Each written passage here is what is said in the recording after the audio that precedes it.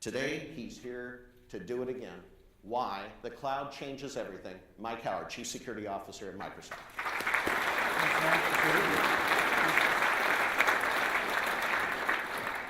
This year, we're continuing the journey, and I'm going to be talking about the cloud. I'm a physical security guy talking about the cloud, but I think it's important because I think we are at a paradigm-shifting, sort of transformational period in the security world, and I think it's important for all of you to know why we're all into the cloud and you know, what does this mean for us.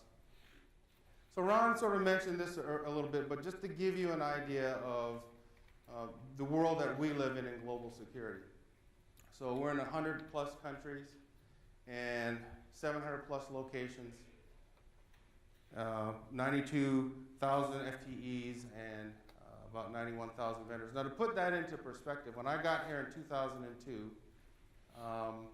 we had maybe 40,000 people globally, mostly Redmond-centric. We had very little footprint in India, very little footprint in China. So you're talking about exponential growth in the span of 10 years. And we got to most of these numbers in less than 10 years. So sort of keep that in the backdrop in terms of scale and the things that we're having to deal with. My organization, Global Security, with all the footprint that we have to deal with, I've got 37 FTEs, full-time employees, and close to 700 vendors. If you put that, I was at Fidelity Investments a couple years ago talking to one of my counterparts, the head of security there, John O'Connor, great guy. And he was introducing me to his investigations team. He had probably as many investigators as I had FTEs. And they were basically a US-based entity, had very little footprint internationally. So again, just sort of keep that in mind. How do you cover something like Microsoft with this kind of a footprint? And then Ron mentioned sort of the readers. You can read for yourself in terms of our technical footprint, in terms of the cameras and the readers and the things that my technical folks have to keep running, as well as looking towards the future. Well, the future footprint happens to be the cloud, we believe, for any number of reasons. And you've heard it before with our panel earlier. You've read about it, I'm sure. But when we talk about resilience, continuity, being able to save costs on IT, being able to scale quickly, all those buzzwords are applicable when we talk about the cloud. And one of the reasons that we go into the cloud are, we talked about business acumen a little bit last night. Certainly, going into the cloud for us provides us with the ability to scale, helps us do our jobs more efficiently in the security realm. But one of the things that I talked about last night at the President's Dinner was that one of our big bets in global security is business acumen. And you've heard it earlier today. And it's a theme, I think, that's really resounding in the security community. The days of the guns, guards, and gates in my world are slowly fading away. If you're going to be successful in any particular enterprise, especially talking to the C-suite, you better understand business, and you better understand the business strategies of that enterprise. In Microsoft's case, our CEO has made a call that we're going to be all in on the cloud. However, my boss, and I roll up in the finance org, my boss has never told us, hey, you guys have to migrate your apps to the cloud at Global Security.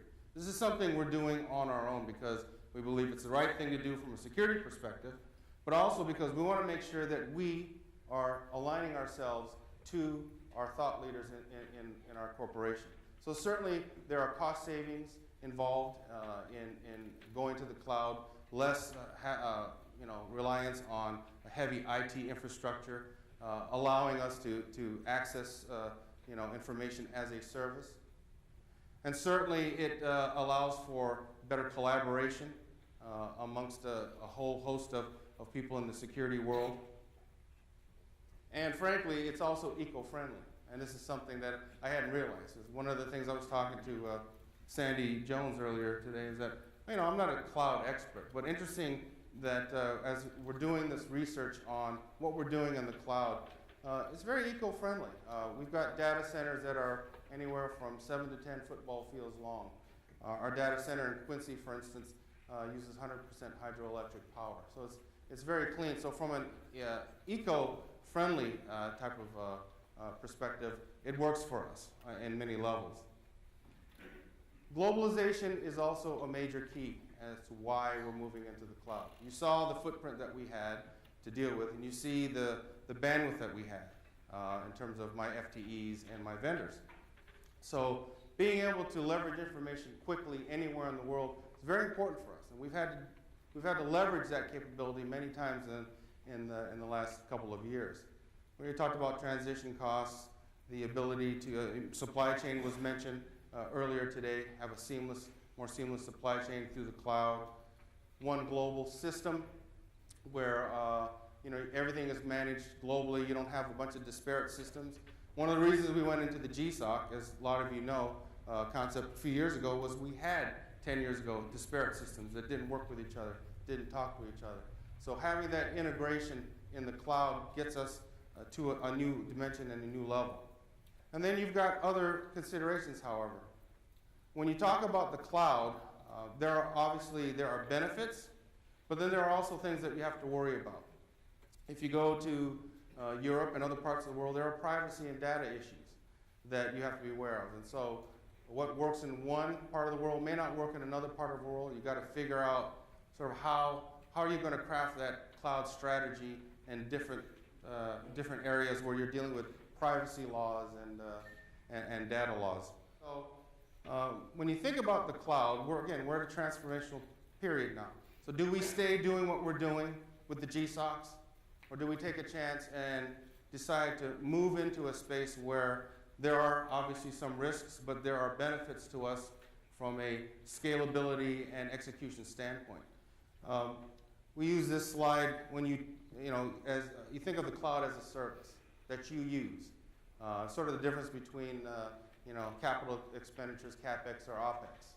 So when you turn the faucet on, you expect to get water. When you pick up the phone, you expect to get a dial tone, and hopefully when you call somebody, they'll answer. When you plug in a plug, you expect to get electricity. Well, the same thing with the cloud. It's software as a service. So when you want an application, you can get that application as long as you got the IT connection. And you don't have to be dependent on the hardware in a premises in order to get your information.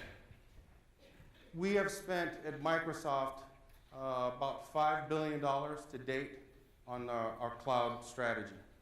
We've got data centers growing all the time. Each data center is roughly, I think, about $5 million each. Each of these data centers are between 7 to 10 football fields in length. We're not the only ones in the world that are building data centers because enterprises are migrating to the cloud.